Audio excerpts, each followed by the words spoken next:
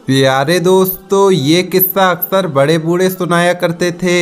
ये कहानी की शक्ल में कुछ इस तरह से पेश किया जाता है कि एक बादशाह किसी मुल्क पर हुकूमत करता था। बादशाह की ज़िंदगी निहायत पुरसुकून और अच्छी गुजर रही थी, मगर कुछ वक्त से वो एक अजीब उलझन का शिकार था। कुछ वक्त से लगातार वो एक ख्वाब देख रहा था जिसमें एक औरत उसके महल का दरवाज़ा खटखटाती है और ख्वाब में रोज़ एक बात बार बार उससे पूछती है कि बादशाह सलामत मैं आ जाऊं या कल आऊं। बादशाह को इस ख्वाब ने 3 महीनों से परेशान कर रखा था। बादशाह हर रात वही ख्वाब देखता और अक्सर नींद से हड़बड़ाकर उठ जाता। ये ख्वाब उसके लिए अजीब उलझन बन चुका था। जब बादशाह की उलझन हद से ज़्यादा बढ़ने लगी तो फिर उसने एक रोज़ फैसला कर लिया कि वो ये ख्वाब अपनी बेटी को सुनाएगा। और फिर उस रात वही ख्वाब देखने के बाद सुबह उठकर उसने अपना सारा ख्वाब बेटी को सुना दिया। बादशाह की 2 बेटियां थीं। बड़ी बेटी की शादी हो चुकी थी जबकि छोटी बेटी महल में ही रहती थी। बादशाह ने पूरे का पूरा ख्वाब अपनी बेटी को सुना दिया। बेटी बड़ी अक्लमंद और होशियार थी। वो बादशाह का ख्वाब सुनने के बाद कहने लगी, अब्बा जान, आपका ख्वाब वाकई उलझन में मुब्तला कर देने वाला है, मगर मैं इसकी ताबीर किसी हद तक भाप चुकी हूँ। अगर आइंदा रात आपको वही ख्वाब आए और वो औरत ख्वाब में आकर आपसे पूछे कि मैं आ जाऊँ या कल आऊँ, तो आप उससे कह देना कि तुम आज ही आओ। बादशाह ने बेटी की बात सुनकर सर हिला दिया। बादशाह को उसकी अक्लमंदी पर पूरा भरोसा था। बादशाह की वो बेटी बड़ी अक्लमंद थी। बादशाह को अगले 3 रोज़ तक वो ख्वाब न आया। बादशाह मुतमईन हो गया कि चलो जान छूट गई, मगर अगले ही रोज़ उसको फिर वही ख्वाब आया। उसे सफ़ेद चादर में लिपटा हुआ औरत का धुंधला सा अक्स दिखाई दिया जो बादशाह के महल का दरवाज़ा खटखटाती है और उससे पूछती है कि मैं आ जाऊं या कल आऊं। बादशाह ने अपनी बेटी की हिदायत के मुताबिक उससे कहा कि तुम आज ही आओ। उसका इतना कहना था कि वो औरत एकदम से गायब हो गई। बादशाह इसके साथ ही फौरन हड़बड़ाकर उठ बैठा। वो समझ नहीं पाया था कि आखिर ये मामला क्या है। सुबह उठते ही उसने सबसे पहले अपनी बेटी को रात के ख्वाब के बारे में बताया और कहा कि मैंने तुम्हारी हिदायत के मुताबिक उस औरत से कह दिया है कि तुम आज ही आओ। बेटी ने बाप की बात सुनकर कहा, अब्बा जान, आपने जो फैसला किया है बिल्कुल अच्छा किया है। आप फिक्र ना करें, सब कुछ अच्छा ही होगा। अल्लाह ने चाहा तो मुश्किलें आसान होंगी। इस वाक्य को कई दिन गुजर गए। बादशाह इस वाक्य को बिल्कुल भूल चुका था। बादशाह के मुल्क में अमन व अमान था। लोग खुशहाल थे। लोग उसकी नेक दिली इंसाफ से बहुत ज़्यादा खुश थे। मामूलाते ज़िंदगी बहुत अच्छे चल रहे थे। एक दिन अचानक बादशाह को इत्तला मिली कि उसके पड़ोसी मुल्क के बादशाह ने बादशाह के मुल्क पर हमला कर दिया है। वो ये बात सुनकर परेशान हो गया और सख्त घबरा गया, क्योंकि वो इस तरह के हमले के लिए बिल्कुल भी तैयार नहीं था, क्योंकि ये बादशाह अमन पसंद था। बादशाह उस मुल्क के बादशाह से जवाबी तौर पर लड़ने के लिए बिल्कुल तैयार नहीं था, लेकिन फिर भी उसकी फ़ौज के पास जवाबी तौर पर लड़ने के सिवा कोई चारा नहीं था। मगर ज़्यादा देर तक दुश्मन के आगे उसकी फ़ौज ठहर ना सकी। अब बादशाह के पास भागने के अलावा और कोई चारा नहीं बचा। जब उसकी फ़ौज पसपा हो गई, दुश्मन के हमले की ताब ना ला सकी और हथियार डालने लगी, तो बादशाह ने अपनी छोटी बेटी को साथ लिया और वहां से भागने का इरादा किया। दुश्मन की फ़ौज ने उसके महल पर कब्जा कर लिया। बादशाह ने महल के खुफिया रास्ते से राह फरार चुनी और अपनी छोटी बेटी को साथ लेकर उसी खुफिया रास्ते से बाहर निकल गया। ये रास्ता जंगल में निकलता था। बादशाह और उसकी बेटी गम से निढाल थे। एक तो मुल्क छिन जाने का गम था और उसके बाद इन मुसीबतों से कभी नहीं गुजरे थे। वो दोनों चलते चलते भागते भागते थकन से चूर हो चुके थे। पैर दुखने लगे, पाँव में छाले पड़ गए, मगर डर था कि कहीं दुश्मन ने अगर उन्हें पकड़ लिया तो कहीं ये मारे ना जाएं। इसलिए ये भागते चले जा रहे थे।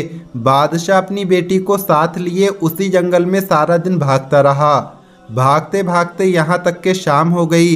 शाम के करीब वो अपने मुल्क की सरहद के करीब पहुँच गया और वहाँ पर एक गांव था। उस गांव में एक आदमी रहता था जो किसी ज़माने में बादशाह के महल में बतौर मुलाजिम काम कर चुका था और बादशाह उसे अक्सर खुश होकर इनामो इकराम से नवाजता था। बादशाह के जहन में फ़ौरन उसका ख्याल आया। बादशाह उस गांव में उस आदमी के दरवाजे पर जा पहुंचा। दरवाज़ा खटखटाया। पुराने शाही मुलाजिम ने दरवाज़ा खोला। बादशाह और उसकी बेटी को देखकर बहुत खुश हुआ। खुश दिली से इनका इस्तकबाल किया और अपने घर के अंदर ले गया।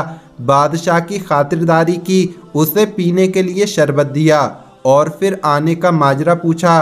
बादशाह ने उसे सारा वाक़या सुना दिया कि किस तरह दुश्मन ने उसके महल पर कब्जा कर लिया है और वो दोनों बाप बेटी जान बचाकर वहाँ से भाग निकले हैं। शाही मुलाजिम ने जब बादशाह का ये माजरा सुना तो कुछ देर के लिए तो खामोश हो गया और फिर कहने लगा, बादशाह सलामत, मैं आपका पुराना नमकख्वार हूँ। आपके मुझ पर अनगिनत एहसानात हैं। मेरा ये गरीब खाना आपके लिए हाजिर है। आप जितना वक्त चाहें यहाँ रह सकते हैं। मेरे लिए कोई परेशानी नहीं होगी। ये मेरी खुशनसीबी है कि मैं आपकी खिदमत कर सकूं। बादशाह उसकी बात सुनकर बहुत खुश हुआ कि दुश्मन से जान भी बच गई और रहने के लिए एक अच्छी जगह भी मिल गई। पुराने शाही मुलाजिम ने बादशाह के रहने के लिए कमरा तैयार कर दिया और बादशाह को वहाँ ठहरा दिया। बादशाह की बेटी भी उसके साथ थी। रात के वक्त शाही मुलाजिम ने अच्छे तरीके से खाने का एहतमाम किया। बादशाह उसके काम से बेइंतहा खुश था। रात को बादशाह सोने के लिए लेटा तो उसे नींद नहीं आ रही थी। उसका जहन सोचों में गुम था। बादशाह को अपना महल याद आने लगा कि कल तक मुलाजिम नौकर चाकर हर वक्त खिदमत के लिए तैयार थे, मगर आज ये हालत है कि एक गांव में एक आदमी के घर पर पड़ा हुआ हूँ। बादशाह के दिल में ये भी ख्याल आया कि मैंने तो कोई बुरा अमल नहीं किया है, तो फिर मेरे साथ ऐसा क्यों हुआ। बादशाह अपनी सोचों में गुम था। अचानक उसे साथ वाले कमरे से बातों की आवाज़ आई। इस दौरान उसकी बेटी सो रही थी। बादशाह पहले तो बड़ा हैरान हुआ कि इतनी रात में बातें करने की आवाज़ कहाँ से आ रही है। उसका चौंकना अपनी जगह दुरुस्त था। बातों की आवाज़ें साथ वाले कमरे से आ रही थीं। फिर उसने दीवार के साथ कान लगाकर बातें सुनना शुरू कर दी। बादशाह का शाही मुलाजिम किसी से कह रहा था कि ये मुसीबत अब पता नहीं कितने दिन हमारे घर पर रहेगी। ये अब बादशाह नहीं बल्कि फ़कीर हो चुका है। बादशाह को उसकी बात सुनकर बहुत दुख हुआ। जवाब में किसी औरत की आवाज़ आई जो यकीनन उसकी बीवी थी। वो कह रही थी कि अगर ये फ़कीर हो चुका है तो इसे घर में क्यों ठहराया है। वज़ीर ने कहा, इस आदमी का मैंने नमक खाया है और इसके मुझ पर बेशुमार एहसानात हैं। यही सोचकर मैंने इसे घर में रुकने की इजाज़त दी है। बीवी कहने लगी, 2-4 दिन खिदमत करो और फिर चलता करो। ये कहकर इसे रुखसत कर देना कि हम आपको यहाँ पर नहीं रख सकते। हमारे खुद के हालात इतने अच्छे नहीं हैं कि हम आपकी मेहमान नवाजी कर सकें। बस बाबा, मैं तो इससे ज़्यादा इनकी खिदमत नहीं कर सकती। वज़ीर बोला, अरे बेगम, कुछ सब्र से काम लो। चलता करने में भी कुछ वक्त लगेगा। एकदम तो धक्के देकर नहीं निकाल सकता। बस 1-2 दिन की बात है। फिर कोई ऐसा बहाना ढूंढूंगा कि बादशाह को यहाँ से चलता करूँगा। बादशाह को वज़ीर की और उसकी बीवी की बात सुनकर बेइंतहा दुख हुआ। ये वही वज़ीर था, ये वही पुराना मुलाजिम था जिससे बादशाह मामूली बातों पर ढेरों इनामात से नवाजता था। ये पुराना नमकख्वार अब उससे बददिल हो चुका था। वो चाहता तो बादशाह को सारी ज़िंदगी अपना मेहमान रख सकता था, मगर वो गिरगिट की तरह रंग बदल चुका था। अब बादशाह के सामने अपने बुरे हालात का रोना रोकर बादशाह से जान छुड़ाना चाहता था और बीवी और उन दोनों ने मिलकर ये मंसूबा बनाया था कि बादशाह के सामने ऐसा बहाना करेंगे कि बादशाह यहाँ से चला जाएगा। बादशाह मायूस होकर बैठ गया। वो जानता था कि अब उसके बुरे हालात शुरू हो चुके हैं, इसलिए वज़ीर भी उससे आंखें फेर रहा है। इसमें उसका कोई कसूर नहीं, दुनिया इसी का नाम है।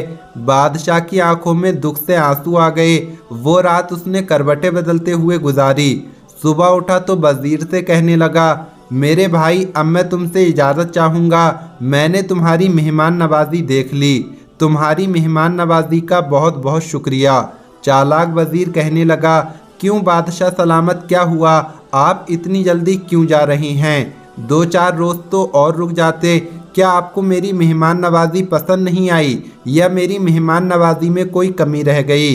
बादशाह ने मुस्कुराकर उसकी तरफ देखा और कहने लगा, नहीं भाई, ऐसी कोई बात नहीं, तुमने हमारी खूब मेहमान नवाजी की, अब मैं यहाँ रुकना नहीं चाहता। फिर बादशाह ने उससे कहा, मुझे भेष बदलने के लिए कुछ ज़रूरी चीज़ों की ज़रूरत है, वो मुझे दे दो। वजीर ने बादशाह को वो चीज़ें दे दी तो बादशाह कहने लगा, मैं यहाँ से अपना हुलिया और भेष बदल कर जाना चाहता हूँ ताकि मुझे कोई पहचान ना सके। वो पुराना मुलाजिम बड़ा खुश हुआ कि बादशाह से तो पहले ही जान छूट गई, अब ज़्यादा दिन बादशाह को अपने घर में नहीं रखना पड़ेगा। ऐसा ना हो कि जिस फौज ने कब्जा किया है वो तलाश करते हुए यहाँ तक आ जाए और इसके साथ साथ मुझे भी पकड़ कर ले जाए। इसलिए बादशाह से खुद ही जान छूट जाने पर वो दिल ही दिल में बहुत ज़्यादा खुश था कि ये मुसीबत भी टल गई। बादशाह अपनी बेटी को लेकर उस वजीर के घर से रुखसत हुआ। सफ़र करते करते बादशाह ने अपने मुल्क की सरहद पार कर ली और एक छोटी सी रियासत में दाखिल हो गया। उस रियासत का नवाब बादशाह का बहुत अच्छा दोस्त था। बादशाह को उसके यहाँ जाने की तलब महसूस हुई और बादशाह उसकी हवेली पर पहुँच गया। बादशाह ने हवेली के दरबानों से कहा कि नवाब साहब से मुलाकात करनी है। नवाब साहब से मुलाकात हुई तो नवाब साहब बादशाह को देखकर पहचान ना सके क्योंकि उसने अपना हुलिया बदल रखा था, लेकिन उनकी बेटी को उसने पहचान लिया। बादशाह ने सारा माजरा सुना दिया तो वो दोनों बाप बेटी को लेकर अपनी हवेली में चला गया और उन्हें इज्जत और एहतराम के साथ अपनी हवेली में ठहरने की इजाज़त दी। बादशाह इन बुरे हालात में अपने नवाब दोस्त की इस मेहमान नवाजी पर बड़ा खुश हुआ। नवाब साहब कहने लगे कि बादशाह सलामत, मैं आपका बुरे और अच्छे वक्त दोनों का साथी हूँ, ये आपकी अपनी ही हवेली है, आप जितना वक्त चाहें यहाँ पर रह सकते हैं। बादशाह और उसकी बेटी को नवाब साहब का मेहमान बने हुए 1 हफ्ता गुजर चुका था। बादशाह दिल ही दिल में बड़ा खुश था कि अब अपनी हैसियत के इंसान के घर मेहमान बन के आया हूँ, ये कुछ तो दोस्ती का हक अदा करेगा। लेकिन उसी दिन एक अजीबोगरीब वाक़या पेश आया। नवाब साहब की बीवी को मिर्गी का दौरा पड़ गया। नवाब बेचारा इस सूरत हाल से घबरा गया। उसने फ़ौरन अच्छे अच्छे हकीमों को बुलावा भेजा, मगर सब हकीम अपनी कोशिश में नाकाम हो गए। मगर फिर उसकी बीवी अचानक से ठीक हो गई। लेकिन ऐसा होने लगा कि कुछ दिन के बाद अचानक उसकी बीवी को मिर्गी के दौरे पड़ने लगे। अब हकीमों के साथ साथ आमिलों को भी बुलाया गया, लेकिन आमिलों ने जो हालात नवाब साहब को बताए और जो वजह बताई उसे सुनकर नवाब साहब भी परेशान हो गए।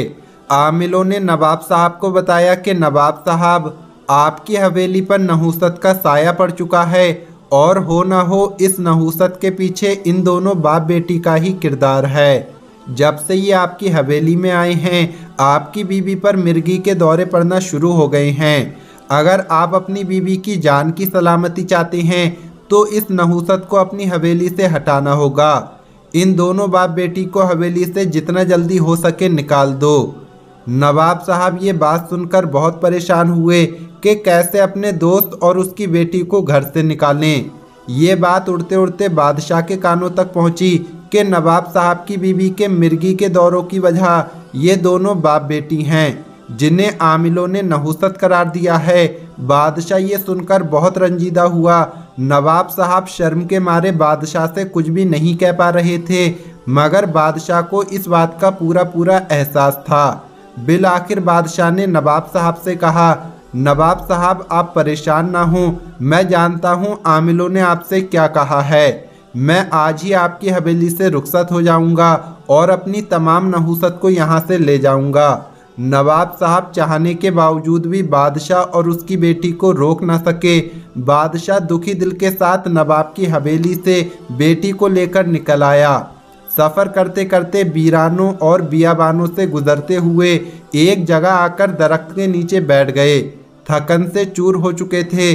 दोनों बाप बेटी का प्यास के मारे बुरा हाल था, मगर पानी कहीं पर भी दिखाई नहीं दे रहा था। बादशाह ने बेटी को तसल्ली दी कि रात इसी पेड़ के नीचे गुजारेंगे और सुबह होते ही यहाँ से निकल जाएंगे, अपने सफ़र का आगाज़ करेंगे। उम्मीद है कहीं ना कहीं पानी पीने को मिल जाएगा। इत्तेफाक से दो परिंदे भी रात को आराम करने के लिए उसी पेड़ पर आकर रुके। परिंदों ने उन दोनों को देखा तो आपस में बातें करने लगे।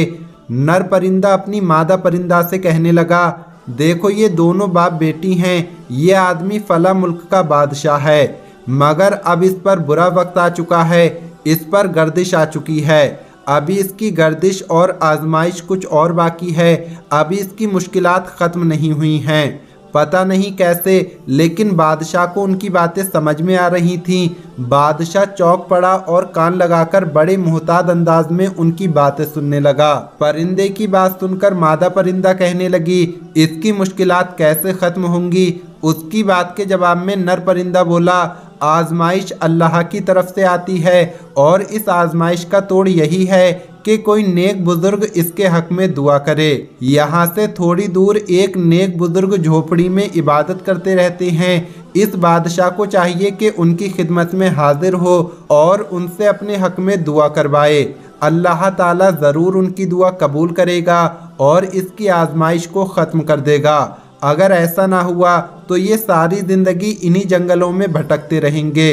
बादशाह की बेटी बेचारी सफ़र की थकान से निढाल हो चुकी थी, मगर बादशाह उन परिंदों की बातें खूब समझ रहा था और बड़े ध्यान से उन्हें सुन भी रहा था। बादशाह दिल ही दिल में बड़ा हैरान था कि वो परिंदे होकर इंसानों जैसे बातें कैसे कर रहे थे। इसमें भी अल्लाह की कोई हिकमत होगी। बादशाह ये सोचकर वहीं दरख्त से टेक लगाकर ऊँघने लगा। सुबह उठकर उसने सारा वाक़या अपनी बेटी को सुनाया। बेटी उसकी बात सुनकर मुस्कुरा दी, जैसे वो पहले से ही ये बात जानती हो। उसने पूछा, उस बुजुर्ग की झोपड़ी पर चलना चाहिए ताकि बुजुर्ग से मुलाकात की जाए। बेटी कहने लगी, ठीक है। वो दोनों कुछ देर इधर उधर जंगल में बुजुर्ग को ढूंढते रहे, लेकिन वो उन्हें ना मिले। उसके बाद दोनों बाप बेटी ने अपना सफ़र जारी रखा और दोनों बाप बेटी जंगलों और वीरानों से सफ़र करते करते एक बहुत बड़ी रियासत में पहुंच गए। बादशाह ये देखकर बड़ा हैरान हो गया। वो भटकते भटकते उस जगह पहुंच चुका था जिस रियासत में उसकी बड़ी बेटी की शादी हुई थी। बादशाह बड़ा खुश हुआ कि चलो बेटी के घर में चलकर पनाह लेते हैं। वो ये सोचता हुआ बेटी की हवेली पर जा पहुंचा। बादशाह की बड़ी बेटी गुलनार अपने बाप और बहन को देखकर बहुत ज़्यादा खुश हुई, मगर जैसे ही उनके हालात के बारे में पता चला तो वो बेचारी भी बहुत उदास हो गई। बादशाह का दामाद भी उससे बड़े खुश दिली से मिला, उन्हें अपनी हवेली नुमा महल में खुश आमदीद कहा और उनके रहने के लिए बहुत आला बंदोबस्त किया। उनकी खूब खिदमत की, अच्छे से अच्छे खाने खिलाए और उन्हें अच्छे से अच्छे लिबास पहनने को दिए। बादशाह को वहाँ रहते हुए कुछ दिन गुजर गए।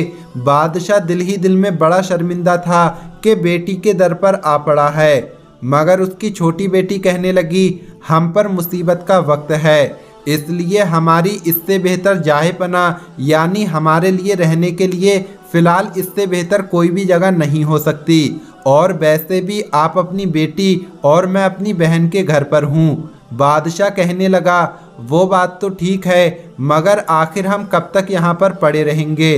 बेटी कहने लगी, आप फिक्र ना करें, जब तक अल्लाह पाक ने हमारा कोई और बंदोबस्त ना कर दिया हमें यहाँ से नहीं जाना चाहिए। बादशाह बेटी की बात पर खामोश हो गया। बादशाह और बेटी के कुछ दिन सुकून से गुजर गए, मगर उस रात एक अजीबोगरीब वाक़या पेश आया। बादशाह अपने बिस्तर पर लेटा हुआ था और सोचों में गुम था। इतने में अचानक उसकी नज़र छत पे लगे हुए सोने के फानूस पर पड़ी। फानूस पर नज़र पड़ते ही बादशाह अचानक चौंक पड़ा। एक अजीब और हैरत अंगेज़ मंजर उसकी आंखों के सामने था। उसने देखा कि फानूस के साथ दीमक की तरह कीड़े चिपटे हुए हैं और फानूस पर लगे हुए सोने को धड़ाधड़ खा रहे हैं और सोना खाते ही फानूस का रंग उड़ता जा रहा है। बादशाह बड़े ताज्जुब से उस मंजर को देख रहा था। देखते ही देखते उन कीड़ों ने फानूस का सारा सोना ख़त्म कर दिया और उसके बाद उन कीड़ों ने कमरे की कीमती चीज़ों पर हल्ला बोल दिया। कमरे में लगे हुए कीमती कालीन और पर्दों को भी उन कीड़ों ने खाना शुरू कर दिया। बादशाह ये देखकर बड़ा परेशान हुआ और उसने फ़ौरन अपनी बेटी को जगा दिया। और कीड़ों की तरफ तवज्जो दिलाई। अब तो बेटी भी हक्का बक्का रह गई। बेटी ये सूरत हाल देखकर परेशान हो गई। वो जानती थी कि पूरा कमरा कीमती सामान से भरा हुआ है। वो कहने लगी, अब्बा हुजूर, जब सुबह उठकर मेरी बहन और उसका शौहर ये देखेंगे तो वो समझेंगे कि शायद ये सारी कीमती चीज़ें हमने चुराई हैं। वो तो इस बात को नहीं मानेंगे कि ये दीमक के कीड़े इन सारी चीज़ों को खा गए हैं। तो बादशाह परेशान होकर बोला, तो फिर हमें क्या करना चाहिए? बेटी के पास भी इस सवाल का कोई जवाब नहीं था। हालांकि वो बहुत अक्लमंद और दिमागदार थी, मगर यहाँ आकर वो भी खामोश हो गई। बादशाह को कुछ और न सूझा तो बादशाह कहने लगा, हमें फ़ौरन यहाँ से भाग निकलना चाहिए। ऐसा ना हो कि हमारे सर पर कोई और इल्ज़ाम आ जाए और इस वजह से हमारी बेटी की ज़िंदगी मुश्किल में पड़ जाए। वो दोनों वहाँ से भाग निकले। हवेली से निकलने के बाद वो भागते भागते जंगल में जा पहुँचे। जंगल में पहुंचकर उन्होंने पनाह के लिए तलाश शुरू कर दी। इतने में उन्हें एक गार में पनाह मिली। अंधेरी रात थी और ऊपर से तूफ़ानी बारिश भी शुरू हो गई। जब बादशाह की आंखें अंधेरे में कुछ देखने के काबिल हुईं तो गार के अंदर वो एक अजीब इंसान को देखकर हक्का बक्का रह गए। वो एक अजीबो गरीब किस्म का इंसान था। जब बेटी की नज़र उस इंसान पर पड़ी तो उसके हल्क से एक चीख निकल पड़ी। बादशाह और उसकी बेटी दोनों खौफ के मारे उस जगह से बाहर निकलने लगे और वहां से भागने लगे। भागते भागते उनके पांव दुखने लगे, उनके पांव जख्मी हो गए, मगर वो लगातार भागते रहे और जंगल के एक ऐसे हिस्से में जा पहुँचे जहां उन्हें एक झोपड़ी दिखाई दी।